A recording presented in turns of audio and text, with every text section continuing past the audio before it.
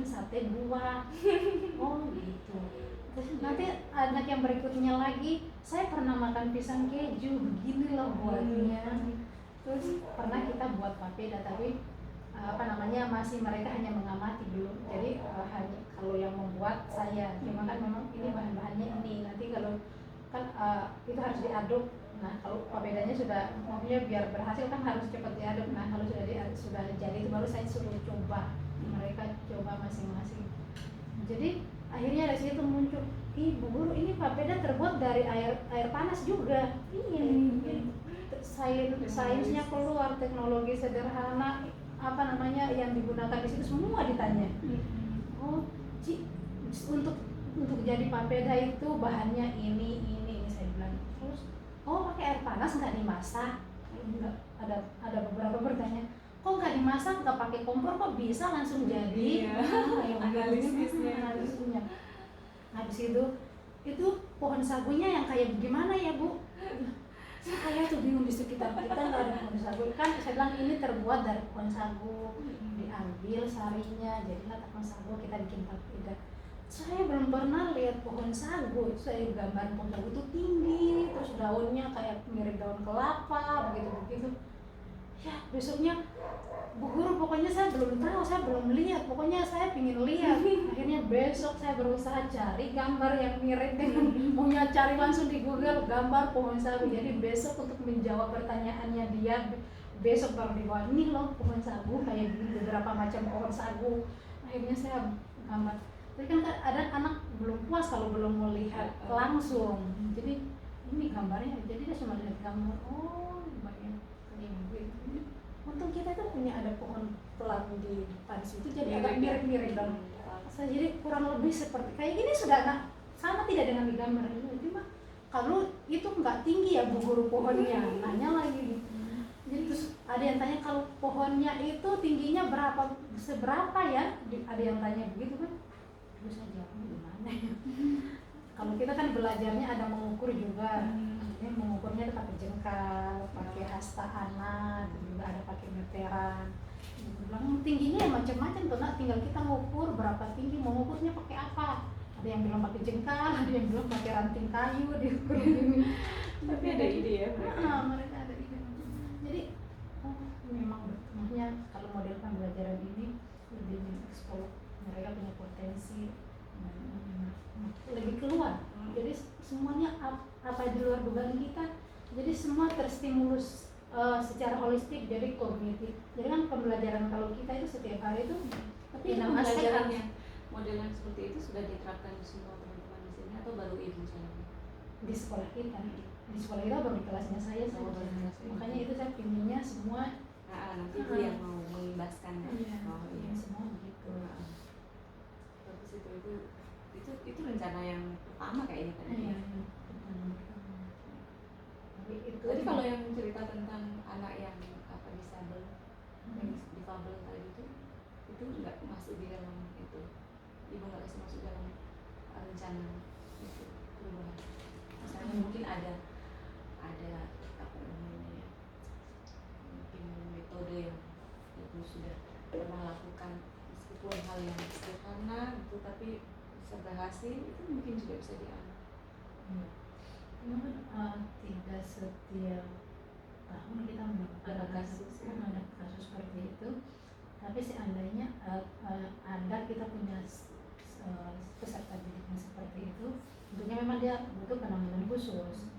Jadi biasanya kalau saya pribadi, kalau punya di kelas saya ada anak seperti itu, saya banyak kontak dengan teman-teman yang komunitas parentingnya saya untuk menjawab itu. Jadi kalau kasusnya kayak dulu, saya pernah punya anak kalau yang ini ini ngomongnya yang susah terbangnya. Ada dulu dia bukan verbal, mungkin BHD ya, memusatkan perhatian, karena dia nggak pernah duduk diam, dalam beberapa menit, nggak pernah lebih dari 3 menit. Kemudian dia sukanya keliling. Di saat Bu Guru jelasin, suruh, kan anak kayak begitu nggak bisa disuruh duduk diam dengarkan guru, nggak bisa. Jadi saya biarkan dia selagi tidak membahayakan teman dan dirinya dia sendiri. Jadi dia jalan keliling ini. Tapi begitu saya tanya dia mau belajar apa hari ini, saya mau menggambar Bu Guru. Gambar apa? Doraemon. Saya bayangin kan untuk anak seusia dia menggambar Doraemon ya sulit nih, agak ya sulit lah. Saya sendiri aja gambarnya masih baru lihat dulu langkah-langkahnya. Dia kan langsung mata set angkat ini jadi Doraemon yang perfect sekali dan gambarnya bagus. Mungkin kalau kita aja gambar lingkaran itu masih kurang bulat, hapus lagi dikit kayak gitu kan, dia nggak. Dan lagunya Doraemon hafal bahasa Jepang nih. Terus begitu pula begitu kita tanya dia belajar menulis. Jadi tadi nggak perhatikan kok saya suruh nulis apa, emangnya suruh ngapain begitu. Tapi begitu suruh menulis, ini nulis cepat selesai. Bu Guru suruh tulis, dia tinggal lihat Bu Guru suruh menulis misalkan angka 6. Gitu kok, belajar yang lain kan begitu. Jadi saya pikir mungkin itu hanya dia nggak fokus saja atau bagaimana nih, kira-kira anak ini gangguan apa. Ternyata dia mengalami gangguan pemusatan perhatian. Jadi anak yang mengalami gangguan pemusatan perhatian katanya psikolog yang saya tanya, bukan berarti ibu waktu jelasin begitu terus dia jalan ke sana kemari, dia nggak rekam, itu merekam tapi dia nggak bisa duduk diam, tapi informasi apa yang ada di sekitarnya itu dengar dan terekam. Jadi begitu waktunya dia nyaman untuk bekerja, dia bisa laksanakan semuanya. Jadi kalau ibu menemukan anak seperti itu jangan dipaksa duduk diam ya, jangan lagi sampai emosi. Yang lainnya diam, kamu keliling saja, nggak bisa diam, nggak bisa. Ya baru Pak. Jadi nanti kadang dia keluar ke situ, ya saya kontrol dia main. Teman-teman udah bilang, stop dia main di luar sih. Jadi kata psikolog dia lagi mengembangkan dia punya motorik kasar.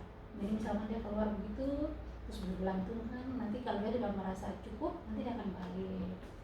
Terus saya bilang gini, itu mau saya larang temannya di dalam kelas, jangan, biarkan itu, apalagi dia lagi bergelantungan atau lompat-lompat. Ibu kira lompat-lompat itu asal lompat aja, itu dia punya perkembangan motorik kasarnya sedang berkembang, jadi biarkan dia terstimulus.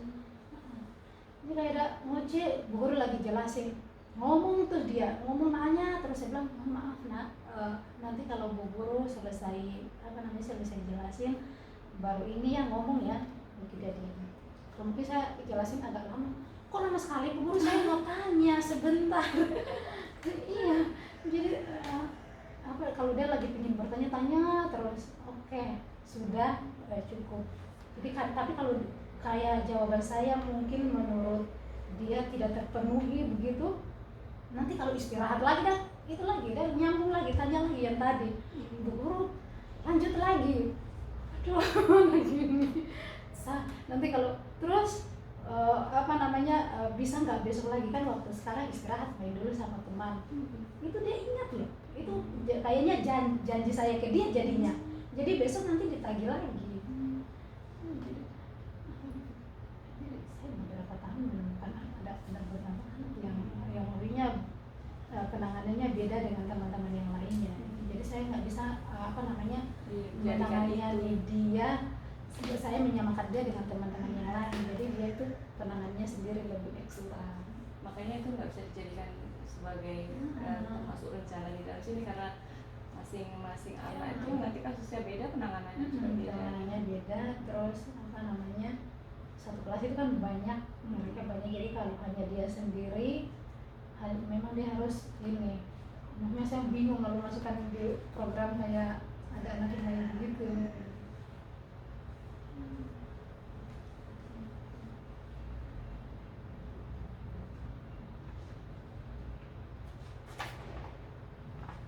Sebut aja dulu sudah untuk pendampingan perdana ini. Iya.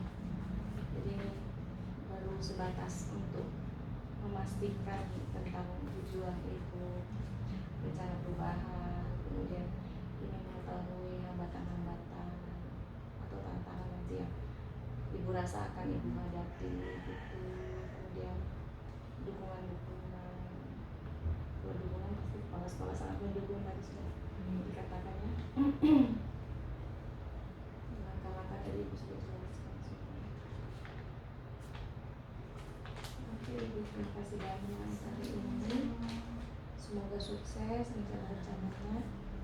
Kalau misalnya nanti ada punya rencana sedang mau dilakukan atau ini, boleh dikabari.